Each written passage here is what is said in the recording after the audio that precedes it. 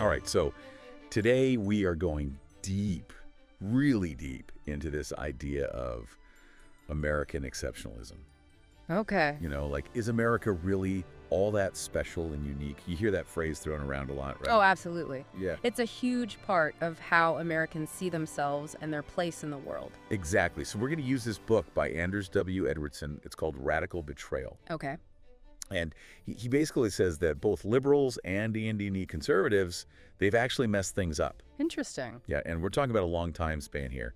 He looks at presidents from McKinley to Trump. Wow, that's a lot of presidents, a lot of history to cover. Yeah, it's a really sweeping look at how this idea, American exceptionalism, how it's changed and evolved, and maybe even gone a little sideways. Yeah, I mean, it's a fascinating topic because thinking about it, American exceptionalism, it kind of gets at the heart of what it means to be American, you know? Absolutely. What makes the U.S. different. And this book, it's written for anyone who's like scratching their head about where America is today, you know? Right. How did we get here? If you're into history, if you follow politics, or if you just feel like, man, things are really divided right now. Oh, for sure.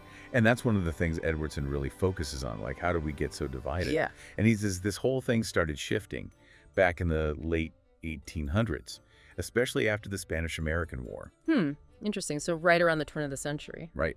Think about it. After that war, America's, like, role in the world totally changed. Oh, yeah. We became a global power. Right. And so Edwardsson is saying that was kind of a turning point for American exceptionalism, too. So how does he connect the two? Like, what's the link between becoming a global power and American exceptionalism? Well, he talks about how back then there was this rise of, progressive reforms. Right. And the federal government starts getting bigger and more powerful. Okay. For example, he talks about how the federal income tax was created in 1913. Right. Huge change. Huge. And he says, that was a big move away from limited government. Which was like the cornerstone of traditional American exceptionalism, right? Exactly. Limited government, individual liberty, self-reliance. And Edwardsson is arguing that as we started getting involved in more stuff overseas, and the government grew bigger at home, well, that started to change the whole idea of America as this, unique, independent, self-reliant nation. Okay, so we see things start to shift around the turn of the century, early 1900s. What happens next? Well, he says this trend just keeps going, and it really kicks into overdrive after World War II. Right. After World War II, the U.S. is like the dominant global superpower. Exactly. And that leads us to where we are today, all this political polarization. Okay, so he's drawing a line from those early changes to how divided things are today. Exactly. But here's the real kicker. He says both parties are responsible for this shift. Whoa, now that's a bold statement. Right. He doesn't let anyone off the hook. Like, he says that liberals push for bigger social welfare programs. Sure, which meant a bigger role for the government in people's lives. Exactly. But then on the other hand, you've got the neoconservatives, who are all about military interventions abroad. Right, getting involved in conflicts all over the world. So both sides, in different ways, moved away from that traditional idea of American exceptionalism. Okay, so that's a pretty bleak picture. If both sides have contributed to the problem, what does Edwardsson suggest we do about it?